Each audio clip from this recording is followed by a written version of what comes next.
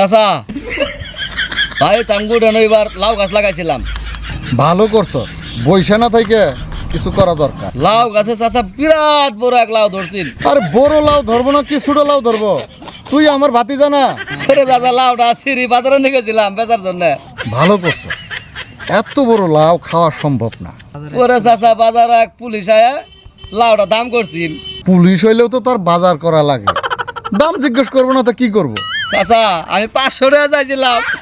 এত বড় লাউ 500 টাকা চাবি না তো 50 টাকা চাবি? পরে চাচা পুলিশ 10 টাকা কইছিল।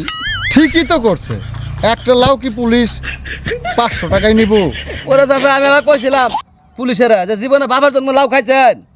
ভালো করছস, তুই আমার ভাতি জানা, তুই কি পুলিশ দিয়ে ভয় পাবি? 500 টাকার লাউ রে 10 টাকা কয়। পরে চাচা আমার কথা শুনে আমার আবার কান মোলা দিছিল। ভালো করছে, তুই পুলিশের সাথে বেয়াদবি করবি, সে কি তোর আদর করব? পরে চাচা আমাকে আবার দুই থানা তো নিয়ে গেছিল।